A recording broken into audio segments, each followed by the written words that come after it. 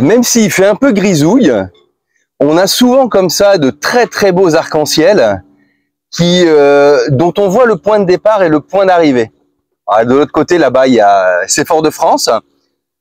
Bon, avec une alternance de grains, de pluie, puis de parties ensoleillées. Bon, c'est le mois de janvier. Ici en Martinique, souvent on a un temps comme ça, avec cette alternance de pluie et de soleil. Et on a très très souvent du coup ces magnifiques arcs-en-ciel. Bon, et ça fait plaisir.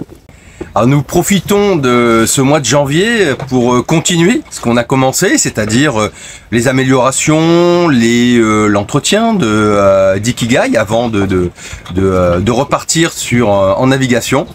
Alors aujourd'hui et cette semaine, je me suis attelé un peu à quelque chose qui a toujours été un peu mystérieux pour moi, c'est la partie électronique et notamment la partie de la mise en réseau de tous ces instruments et la connexion de ces instruments, le report de toutes ces informations sur notre chart plotter, notre écran qui centralise tout ça. Donc ce que je vous propose, ça va être d'approfondir ensemble ce domaine-là.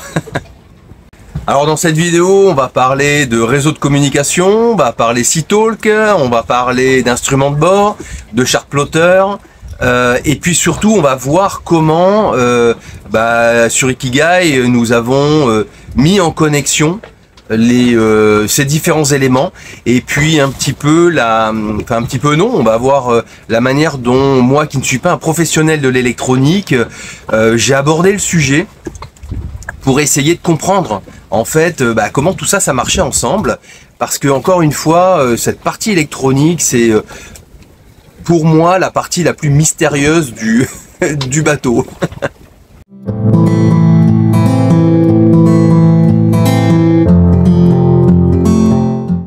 Bienvenue sur Ikigai Voyage, la chaîne où on parle de voile, de voyage et de changement de vie.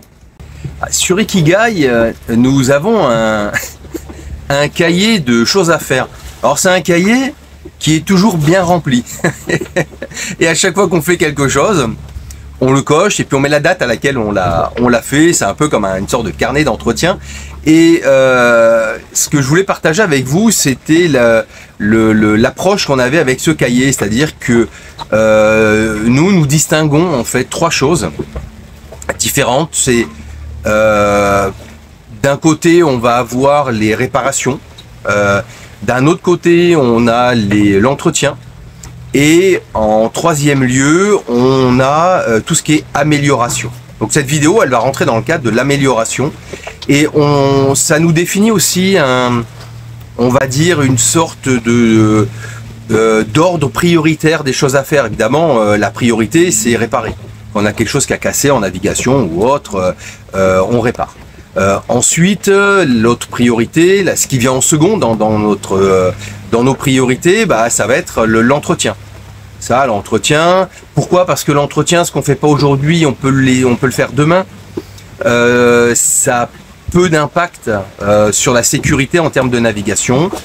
Évidemment, si on le recule, si on le repousse, à un moment donné, il y aura un problème de sécurité. Mais voilà, c'est secondaire en termes de priorité par rapport aux réparations. Et puis ensuite, on a les améliorations. Bon, ça, c'est pas un problème de sécurité, c'est pas un problème de bonne marche du bateau, c'est pas quelque chose qui relève de l'entretien, c'est quelque chose dont on pourrait largement se passer, dont on peut se passer pendant longtemps, mais quand on a l'occasion, on peut le faire. Alors, ces priorités, elles vont être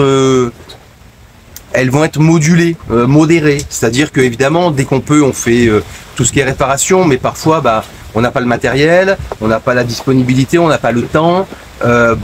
Si on peut pas faire ça, on va passer sur la partie entretien.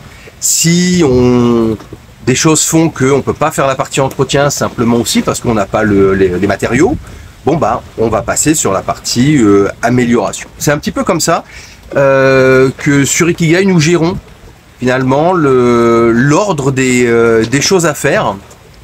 Et puis à chaque fois, on le note sur notre cahier. Bon, on va passer à la partie réseau au niveau communication et instruments. Alors, ce que l'on va faire déjà, c'est voir un peu les instruments que nous, on a sur Ikigai et puis leur localisation. Donc là on a notre poste de barre. Donc partie tribord, côté tribord là-bas on a tout ce qui concerne le moteur. Donc le démarrage, l'arrêt, les différents écrans pour savoir la pression d'huile, la température, etc. Et nous, ce qui va nous intéresser, c'est plutôt de ce côté-là. Alors de ce côté-là, c'est ici que nous avons l'ensemble de nos écrans. Donc on va enlever les protections. Tac. Alors c'est assez classique, hein, sur la plupart des bateaux, on va retrouver ces éléments-là. Voilà. Donc on a ici notre speedo lock. Donc lui nous donne notre vitesse et puis la distance parcourue. On a le sondeur qui nous donne la profondeur. Ici tout ce qui concerne l'anémomètre. Donc il nous donne la direction, force du vent, etc. Vent apparent, vent réel. Et puis ici toute la commande du pilote. Alors je vais fermer ça parce que on a pas mal de pluie en ce moment et je voudrais pas trop que ça me tombe sur les écrans. Allez, on va voir maintenant. Donc là, tout ça, c'est sur le poste de pilotage. On va aller voir maintenant à l'intérieur du bateau. Bon, allez, on va passer à l'intérieur parce que déjà, ça se passe à l'intérieur. Et puis, en plus, on a un temps assez pluvieux. Donc, c'est pas très sympa dehors. Alors, j'ai démonté ici, là, le cache du système de poulie de renvoi de barre à roue pour qu'on ait une visibilité un peu meilleure au niveau là de nos câbles. Donc nous on est en raie marine. En raie marine on a un système Seatalk, hein, donc c'est un petit peu l'équivalent du NMA 2000. Bon mais voilà la façon raie marine quoi. Donc on a notre calculateur ici. On a un bus là qui permet de connecter les différents appareils entre eux. Alors ce bus il est hyper important. Pour moi le centre du système c'était plutôt le calculateur, mais en fait ça c'est le calculateur au niveau du pilote. Mais en réalité c'est d'un point de vue... Alors on va dire que le calculateur c'est un peu le cerveau d'un point de vue fonctionnel.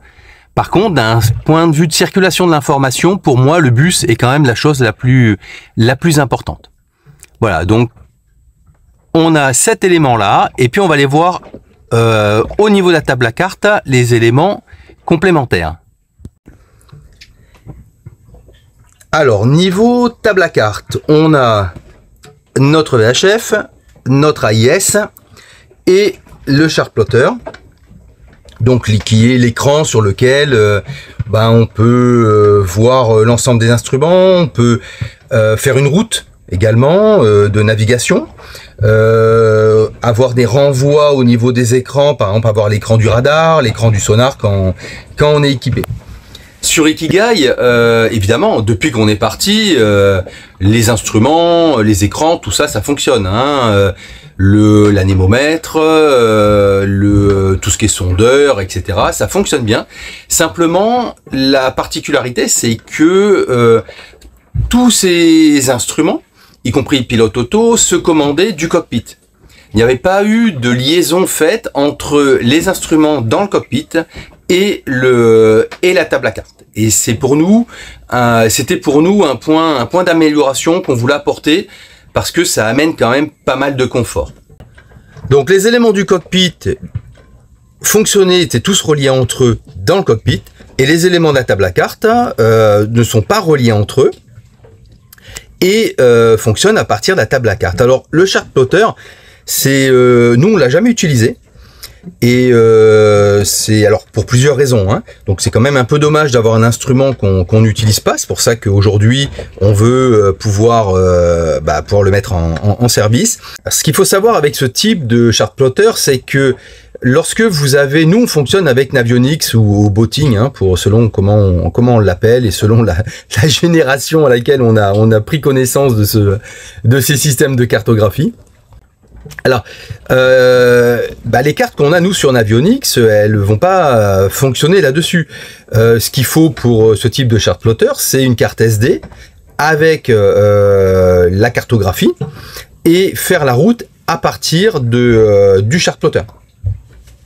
Alors contrairement à Navionics où vous avez des cartes pour 40 €, sur une zone qui est quand même extrêmement large, on peut prendre toute la Méditerranée, on peut prendre la partie Caraïbes, etc. Sur les cartes SD là qui vont dans ce type d'appareil, elles tournent autour des 300 €. Donc voilà, ça fait quand même un gros investissement. Et pour le peu que nous on l'utilise, on n'est pas du tout envie d'investir là-dessus. Donc la modification qu'on va apporter aujourd'hui, elle n'a pas pour but de nous permettre de faire la route là-dessus, parce qu'on va continuer à faire la route comme on le faisait avant sur nos téléphones et nos tablettes. Par contre, ce qui est intéressant pour nous, ça va être d'avoir toutes les informations qu'on a à l'extérieur, de les ramener ici à l'intérieur. En discutant avec d'autres bateaux copains, on s'aperçoit qu'on a tous des rapports un peu différents avec l'électronique. Il y en a qui adorent ça, il y en a qui en ont parce qu'il faut en avoir. C'est un peu le rapport qu'on peut avoir à la technologie en fait. Même à terre, on a tous des amis, des connaissances qui adorent la partie techno et puis d'autres qui sont moins accros à ça. Alors, sur Ikigai, nous avons plutôt une philosophie qui nous amène à de la sobriété. Pour nous, voyager en bateau, ça va bien avec la partie sortir de l'aspect consommation, de l'aspect hyper technologique. Mais ça, c'est un point de vue qui nous est très très personnel. Et on a des amis voilà, qu'on aime beaucoup, qui eux sont beaucoup plus avec tout un tas d'écrans dans le bateau, tout un tas de circulation, on va dire, d'informations d'un écran à l'autre, voilà, des répétiteurs, voilà, c'est leur truc, ils aiment ça et c'est très bien pour eux et nous on juge pas ça, on n'est pas du tout là-dedans. C'est simplement pour donner un petit peu la posture que nous on a sur Ikigai, et c'est important parce que ça définit aussi les choix qu'on fait quant au système et au circuit qu'on construit à bord. Un autre élément dont on tient compte quand on construit ces circuits de communication ou la technologie qu'on veut avoir à bord, ce sont les habitudes. Alors avec Mufida, en navigation, nous on a l'habitude de travailler avec le téléphone. Pour plusieurs raisons. D'abord, c'est que le téléphone on l'a tout le temps avec nous. Une autre raison, c'est que lorsqu'on construit les routes de navigation, lorsqu'on choisit l'endroit où on va aller, on n'est pas forcément dans le bateau ou assis à la table à cartes. Donc faire ça sur un chart-plotter, pour nous, ça n'a pas de sens, parce que très souvent, c'est au cours d'une discussion à table, dans un snack, un restaurant ou en train de boire un verre, qu'on se dit, tiens, on va aller là, tiens, si on faisait la route. Et là, la seule chose qu'on a avec nous, c'est le téléphone. On n'a pas la tablette, etc. Donc on a pris cette habitude de construire systématiquement nos routes à partir du téléphone. Et en navigation, on a les téléphones avec nous. Donc on peut le poser soit sous la capote s'il fait pas beau, soit juste devant la barre à roues lorsqu'on est en train de manœuvrer. Voilà, c'est très très mobile. Et je trouve que c'est plus pratique que la tablette. Tablette qu'on n'utilise pas. On pourrait l'utiliser, mais on n'en a pas l'habitude. Alors peut-être aussi qu'on trouve que c'est pas pratique parce qu'on n'a pas l'habitude de l'utiliser, et que le bateau on l'a pas équipé pour pouvoir recevoir une tablette. On n'a pas mis des supports à tablette au niveau de la barre à roues, au niveau de la capote, etc. Donc il y a ça aussi. Mais là encore une fois, ce sont des questions de choix personnels et d'habitudes personnelles qui sont ni bonnes ni mauvaises, mais dont on tient compte lorsque on veut mettre en place un circuit de circulation d'informations et de prise d'informations. Parce que au final, il faut qu'on puisse avoir l'information de la manière dont on l'utilise et à l'endroit où on l'utilise. Le système tel qu'il est conçu maintenant, c'est-à-dire avec toutes les informations de navigation à l'extérieur, ne pose pas de problème lorsqu'on est en navigation et lorsqu'on est à l'extérieur. Il y a deux moments où ça nous a semblé un petit peu contraignant. Le premier moment en navigation, notamment lorsqu'on fait des navigations de nuit et lorsqu'on fait des quarts, c'est par exemple lorsque moi je me repose à l'intérieur, ne pas avoir les indications par exemple de vent.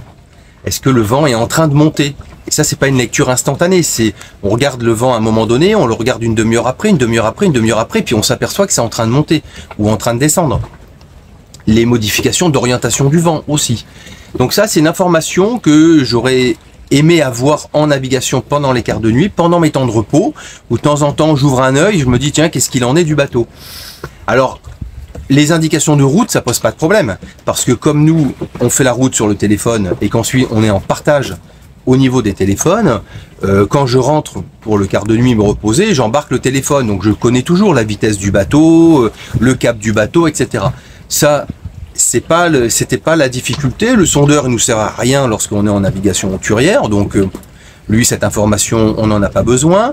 Le speedolock, on l'a sur le téléphone via la cartographie, le logiciel de cartographie.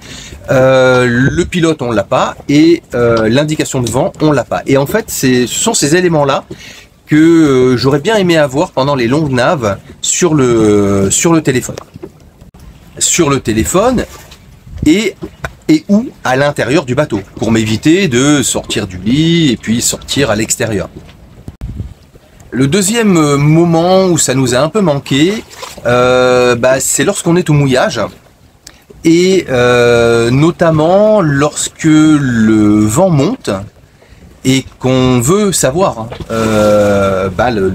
l'indication de vent, à combien on en est, et jusqu'où montent les rafales, parce que ça va décider aussi, on va intégrer ça, nous allons intégrer ça dans la prise de décision quant au mouillage. Est-ce qu'on rallonge la ligne de mouillage ou pas? Quelles sont les décisions qu'on va prendre?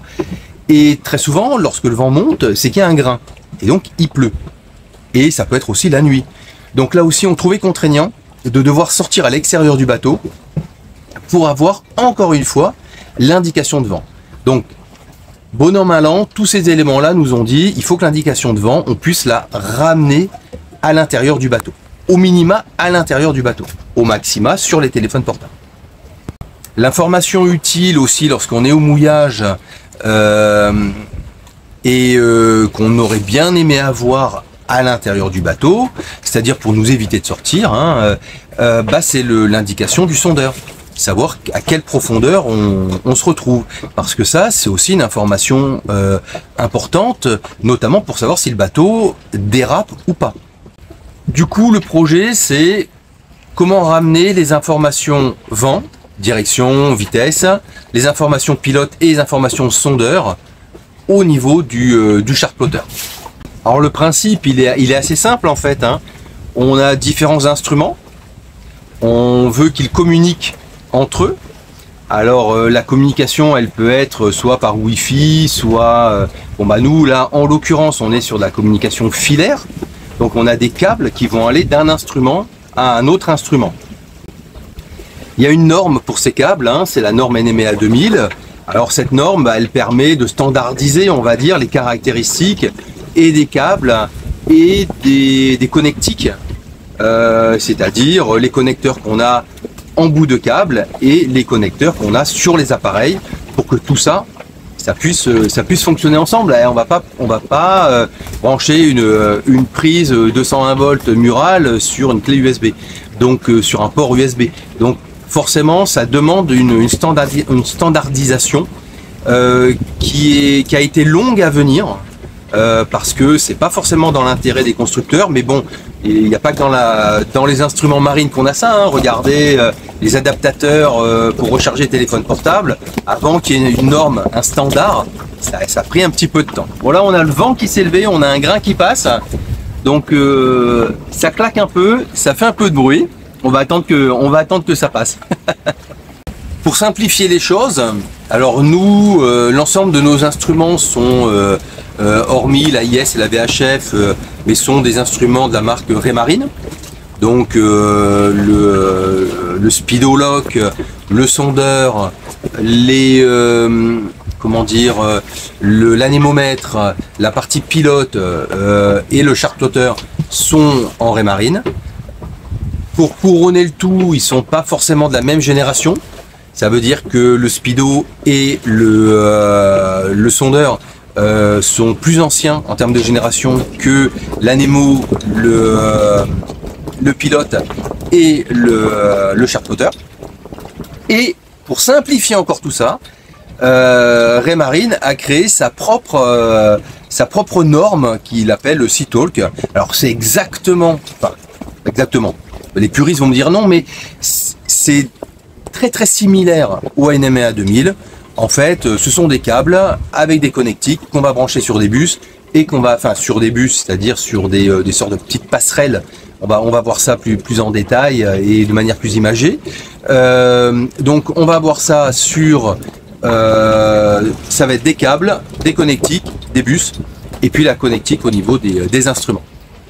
Alors dans un premier temps, ma question, ce qui me fait un peu me gratter la tête le matin, c'est de me dire comment tout ça marche. Parce que moi j'y connais pas grand chose. Et puis lire les bouquins, les manuels, tout ça, ça m'aide, mais j'ai besoin d'en avoir une représentation concrète. D'autant plus que là, j'installe pas un système entièrement. Je viens modifier un système qui existe. Donc j'ai besoin de comprendre l'existant. Alors pour ça, le plus simple, c'est de faire des schémas. Pour mon premier type de schéma, c'est un schéma que j'appelle géographique. C'est-à-dire que l'implantation des instruments correspond à l'implantation que j'ai réellement sur le bateau, et je le fais avec des couleurs parce que sinon je me perds dans les fils. Donc le schéma qu'on a ici là, c'est celui que vous avez vu au fond de la cabine bâbord, la cabine arrière bâbord, où on a globalement ici le calculateur, ici le bus qu'on a vu, et puis cette partie-là qui va correspondre au gyroscope. Voilà, donc je suis mes fils tout simplement, plaque, et à partir de là, il passe dans le coffre. Le coffre qui lui est ici, où j'ai encore des bus, voilà. Et puis j'ai mes différents instruments qu'on a vus à l'extérieur. Donc là, ça c'est l'ANEMO. Ici, on a le speedolock, le sondeur et le pilote. Et quand j'ai une boîte avec plein de trucs dedans, je refais les connexions de mes boîtes. Le but de ça, c'est que j'arrive à comprendre qu'est-ce qui est en connexion avec quoi. Parce que tant que j'ai pas compris ça, je peux pas savoir quelle est l'information, qui va où, etc. Alors ma deuxième étape, ça va être de transformer ce schéma pour qu'il ressemble à un schéma un petit peu plus technique, on va dire, qui me met lui qui m'indique la connexion des instruments entre eux, mais de manière à ce que ce soit clair, de manière à ce soit compréhensible, et que j'ai pas un gros plat de spaghettis là qui viennent compliquer un petit peu la lecture de tout ça. Et à partir de là, en général, j'ai une idée j'ai une bonne idée de la manière dont tous les éléments du système fonctionnent ensemble, sont en interaction ensemble, c'est-à-dire qui fait quoi, qui communique avec quoi et pour quel résultat.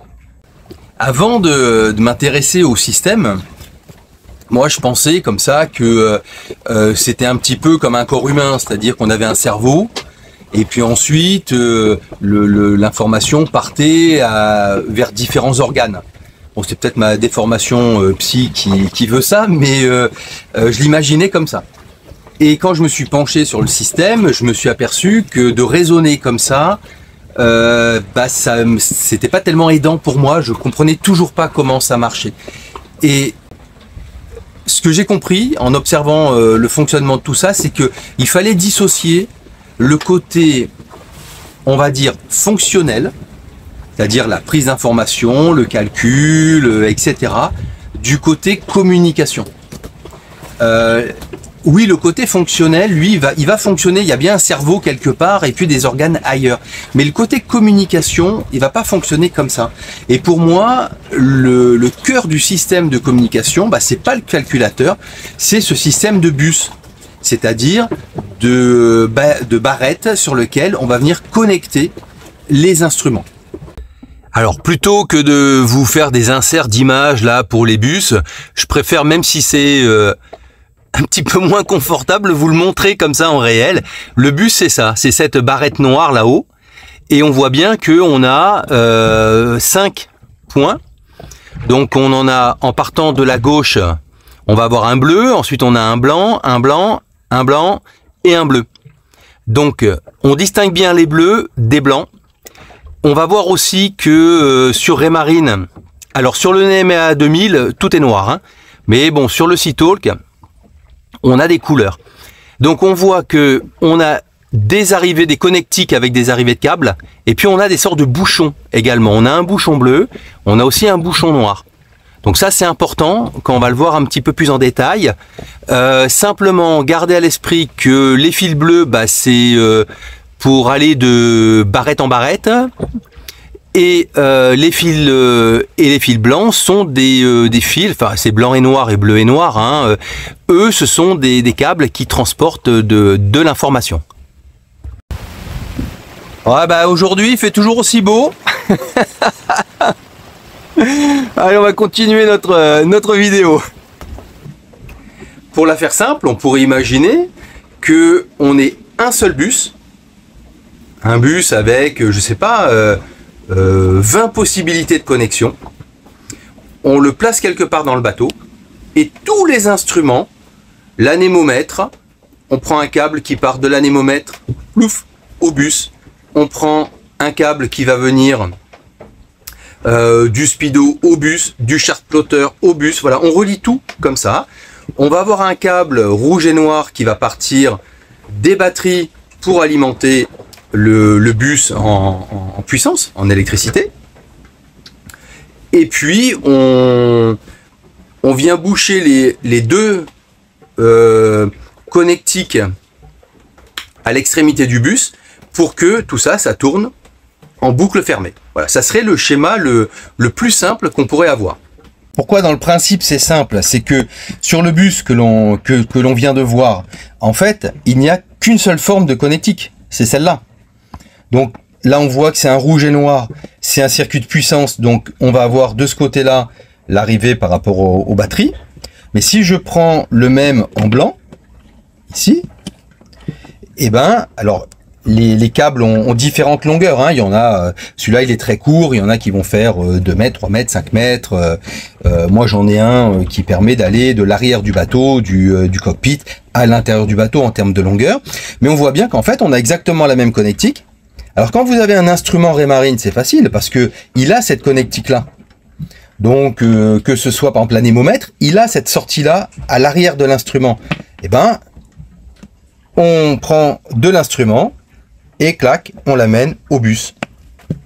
Et comme on fait ça avec tous les instruments, et ben on se retrouve que tous les instruments sont interconnectés. Alors dans le principe, c'est relativement simple.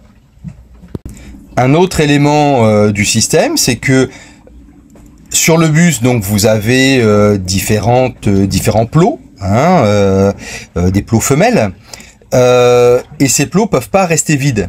Donc, en terminaison de bus, on a vu qu'il y avait toujours un bleu d'un côté, un bleu de l'autre.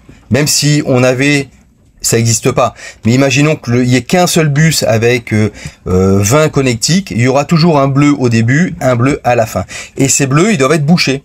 Et donc, on leur met un bouchon. Sur le bus, il y a une petite virole qui permet de verrouiller le bouchon. Et sur les plots intermédiaires, on va mettre d'autres bouchons. Alors ça, c'est un petit peu comme un circuit d'eau en fait. On a besoin que le circuit fonctionne en circuit fermé. Donc si on a de la tuyauterie à la maison pour les robinets et que sur un tube, il y ait une fin de tube qui n'est pas bouchée, bon forcément on va avoir une fuite et là ça va plus marcher. Donc là c'est un peu le même principe que la robinetterie. On a besoin de boucher tous les plots sur les bus qui ne sont pas utilisés. Tout à l'heure, je vous disais que sur Ikigai, tous les instruments n'étaient pas de la même génération. Alors, ça veut dire quoi concrètement? Ça veut dire que la connectique qui va sortir de l'instrument, nous notamment, ça concerne le speedo et le sondeur, n'a pas la forme de la connectique ronde qu'on a vue sur le NMA 2000. Donc, on a quelque chose qui ressemble à ça. Voilà. C'est cette partie-là qui va... la forme de la connectique derrière l'instrument, c'est la femelle de ce connecteur-là. Donc du coup, ce connecteur-là, il lui faut un intermédiaire. L'intermédiaire, ça va être que d'un côté, on a lui, de l'autre côté, on a le même, qui va venir se mettre sur un bus type adaptateur en fait. Et ce bus-là, lui, à la connectique qui va venir se mettre sur le bus du NMEA 2000. Alors je vais vous montrer ça, ça sera un petit peu plus parlant. Là, nous sommes dans le coffre arrière bâbord. Alors, ça résonne un petit peu, hein, mais on va retrouver des éléments qu'on a déjà vus. Notamment ici, notre bus. Alors, j'appelle ça un bus, on peut appeler ça une barrette. On voit bien qu'à chaque extrémité de la barrette, on a des câbles bleus et noirs, c'est-à-dire ce type de câble-là. Donc, ce câble-là, il est destiné à relier des barrettes entre elles. Au niveau central, c'est-à-dire sur le plot jaune, on a un fil blanc qui arrive. Donc ça veut dire que ça arrive d'un instrument. Un fil blanc, un autre câble blanc, un autre instrument. Et on voit ici un câble rouge et noir. Donc ça, c'est l'alimentation. Ça veut dire que cette barrette-là, ce bus, est relié à la batterie via le câble rouge. Et c'est à partir de là que l'ensemble du système peut être alimenté.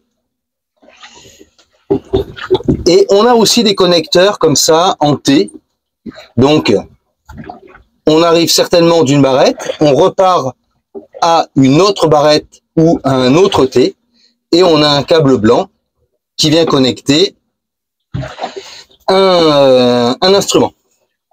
Ici en noir, on a le bus noir, donc ça là, ça, qui vient connecter les appareils, les instruments d'ancienne génération, avec les connectiques qu'on a vu tout à l'heure, les rectangles noirs. Et lui, après, repart sur un bus. Au niveau du montage, donc on voit en fait que sur Ikigai, il y avait ce bus-là à l'intérieur, à côté du calculateur, ce bus ici, ce T. Ce T, il y avait une arrivée bleue et un départ blanc, et ici un bouchon. Donc moi, je peux partir de n'importe quel T, n'importe quel bus, pour relier l'extérieur à l'intérieur. Donc le plus simple pour moi, ça a été d'enlever le bouchon et de mettre un câble de connexion de T à T ou de T à bus ou de bus à bus vers l'intérieur.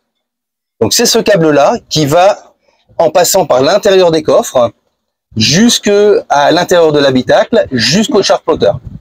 D'un point de vue théorique, j'ai imaginé un bus avec 20 ou 30 plots, 30 possibilités ou 20 possibilités de connexion. Alors évidemment, ce bus, lui, il n'existe pas dans la vraie vie. Raymarine fait soit des T, soit des bus avec 5 plots. Dans ces 5 plots, il faut bien compter qu'on a à l'extrémité un bleu et à l'extrémité un bleu qui, eux, sont des ports de connexion de bus à bus. Donc c'est-à-dire qu'on a un bus, un câble bleu qui va partir pour se connecter à un autre bus, etc. Et là où on n'a pas de câble bleu, sur le plot bleu, on va mettre un bouchon bleu. Donc en réalité, sur un bus avec 5 possibilités de connexion, on ne peut brancher que 3 instruments. Alors, c'est un avantage parce que si on avait un seul bus avec 20 plots, ça voudrait dire que il faut de grandes longueurs de câbles pour relier les instruments au bus lorsque on a des zones d'instruments différentes. Nous, on a une zone à l'arrière du bateau, on a une zone à l'intérieur du bateau, mais on pourrait imaginer un bateau avec encore une 3e zone. L'avantage d'avoir ce système de bus, c'est que on va connecter trois instruments sur le bus, et ensuite, si les 3 autres instruments sont dans une autre zone, eh ben, on va simplement avoir un seul câble bleu d'un bus à l'autre, et puis ensuite rassembler les instruments sur l'autre bus. On va garder un port de libre pour l'alimentation électrique. Donc ça veut dire que sur un des bus, on va avoir une alimentation électrique comme celle-là, qui va venir se connecter, qui va partir de la batterie pour alimenter l'ensemble des bus et par là, l'ensemble des instruments, mais des petits instruments, comme l'anémomètre, le sondeur. Le chart-plotter, lui, a sa propre alimentation.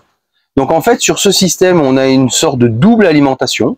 Les gros consommateurs ont leur alimentation, c'est-à-dire qu'ils vont partir du tableau électrique avec un interrupteur plus un fusible et relier le gros instrument, ce qui ne va pas empêcher ensuite de connecter cet instrument avec un petit câble blanc pour se connecter sur un bus.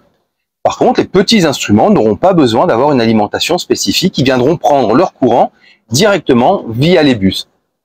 Alors j'ai eu plusieurs questionnements. Le premier, c'est j'ai bien compris que du charplotter, je faisais partir un câble pour aller se connecter à l'arrière du bateau. Alors ma première question, c'était où à l'arrière? Soit sur le bus qui était à côté du calculateur à l'intérieur, soit sur le bus qui était dans le coffre arrière bâbord, mais celui-là était déjà plein, soit sur le T du coffre arrière bâbord. Parce que vous l'avez compris, en fait, ces histoires de bus et de barrettes, on va dire, ça nous permet de connecter n'importe quel appareil à n'importe quel endroit. Après, la communication, elle se fait à l'intérieur du réseau. À partir du moment où il n'y a pas de fuite dans le réseau, c'est-à-dire que toutes les connectiques du bus ont bien soit un connectique mâle, soit un bouchon. Ma deuxième interrogation, ça a été par où je vais faire passer le câble. Parce qu'il me faut un câble pour aller du charplotter à l'intérieur à l'arrière du bateau, que ce soit à l'intérieur ou à l'extérieur.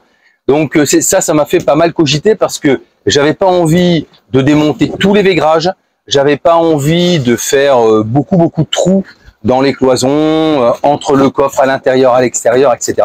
Donc j'ai cherché les passages naturels au niveau du câble. Alors des passages naturels, j'en avais un entre le coffre arrière bâbord et le coffre du cockpit bâbord. Ça continuait. J'avais juste un trou à faire pour passer du coffre à l'intérieur de l'habitacle, de la cabine arrière bâbord. Ensuite, je vais vous le montrer à l'intérieur. Donc nous partons du coffre là-bas. Par l'intérieur, on passe derrière les écrans. À l'intérieur du coffre, en haut, je peux fixer le câble à des tuyaux préexistants. Et de là, je rentre à l'intérieur. J'ai fait mon trou là-bas dedans. Mon câble passe ici. Donc maintenant, il va falloir que je fasse la fixation du câble. Et il passe dans ce placard. Il ressort dans l'équipé et va passer d'équipé en équipé. Alors, là où c'était sympa pour moi, c'est que il est passé, j'ai pas eu deux trous à faire, c'est-à-dire que derrière le vaigrage là-bas, j'ai deux tubes et comme il y a un creux, il arrive à passer, la connexion arrive à passer là-bas derrière. Donc sur l'ensemble des équipés, j'ai pas eu à percer. Et j'ai percé simplement, donc j'ai enlevé la plaque, j'ai enlevé lui, j'ai juste eu à percer ici pour venir arriver derrière. Et du charplotter, j'ai une connectique qui sort et cette connectique vient se prendre à un T. Donc là, j'ai l'arrivée de mes coffres, j'ai le T et vous voyez à la fin, j'ai mis un bouchon pour pas laisser d'espace de connexion vide de manière à fermer les circuits. Donc le système dans son principe est relativement simple.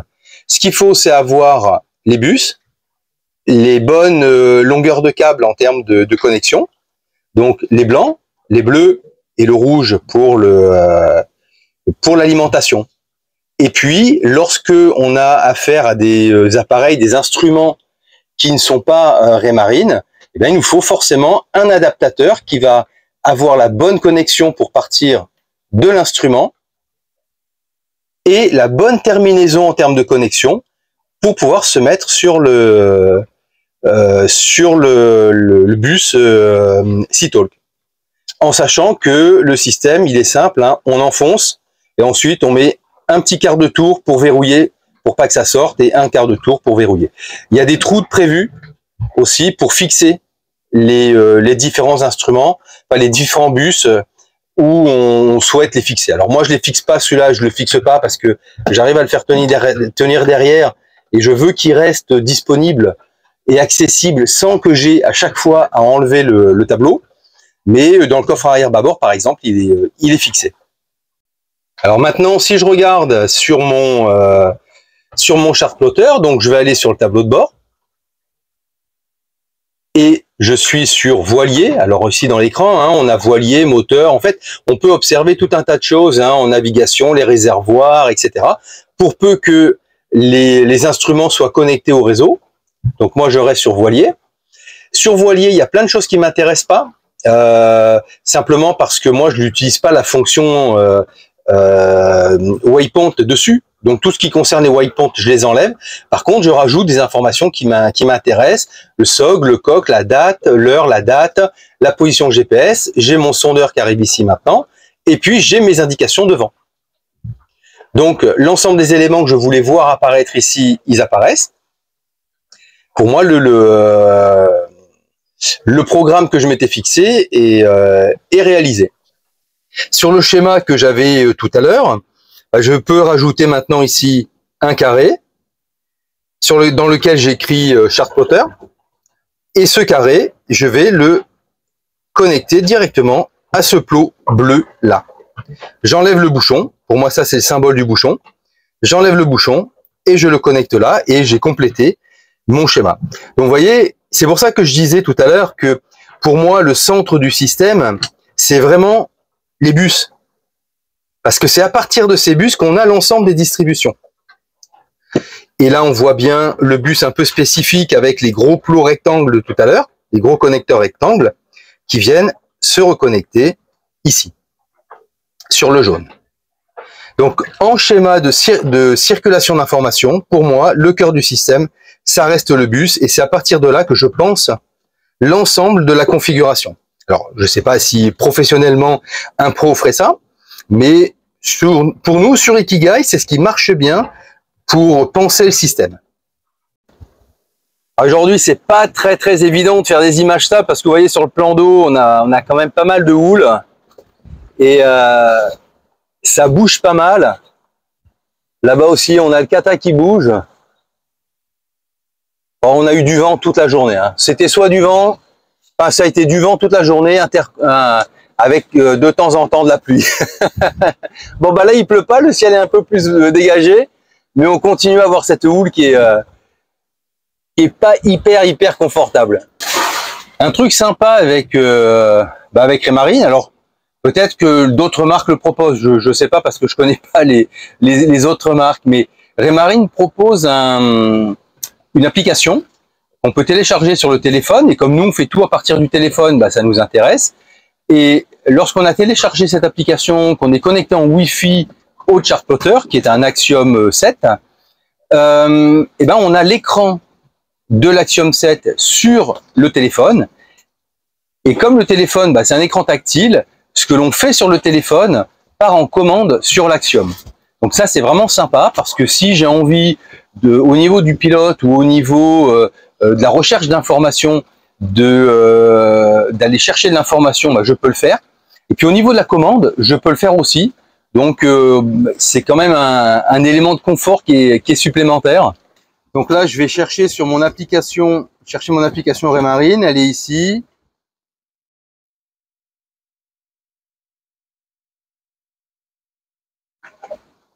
Donc lui, il cherche. Mon Axiom est là, je l'active. Et vous voyez, l'écran que j'avais tout à l'heure, je l'ai maintenant sur ici. Et d'ici, je peux largement aller chercher d'autres informations sur l'Axiom.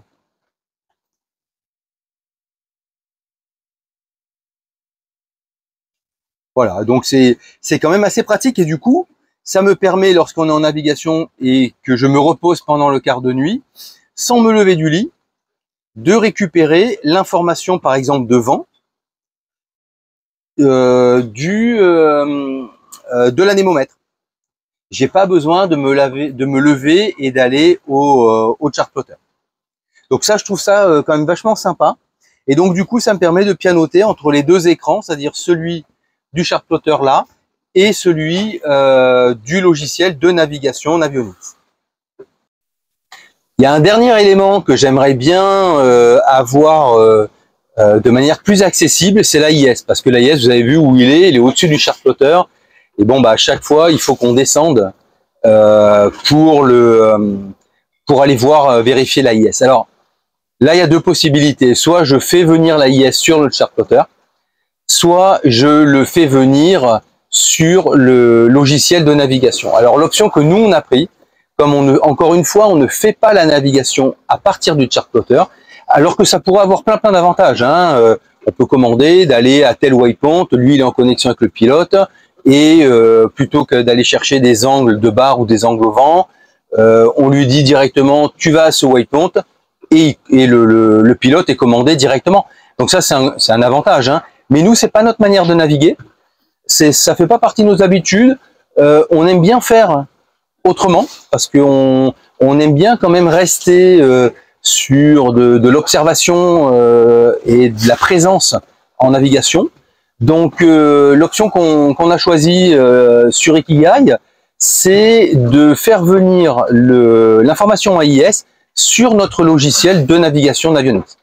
Alors pour ça, on va installer, donc là je l'ai pas encore installé, mais je vais installer un petit appareil qui sera connecté physiquement à l'AIS et une sorte de boîtier qui enverra l'information Wi-Fi directement à l'application navigation. Donc l'intérêt aussi, c'est que finalement, tous les téléphones qui sont connectés vont aussi pouvoir recevoir cette information-là.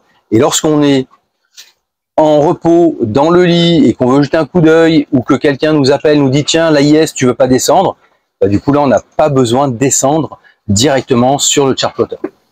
L'objectif de cette vidéo, c'était pas de vous faire un cours d'électronique, hein, parce que déjà c'est pas ma compétence, donc je suis pas capable de le faire, mais c'était de vous présenter, de partager avec vous déjà les dispositifs que nous avons sur Ikigai, de partager aussi avec vous l'évolution de notre réflexion quant à l'amélioration des systèmes de navigation, ce qu'on a l'habitude d'avoir en navigation, et puis ce qu'on aimerait bien avoir, et puis ce qui est faisable, et dans un système de contraintes où par exemple on n'a pas envie de faire des gros travaux, des grosses modifs.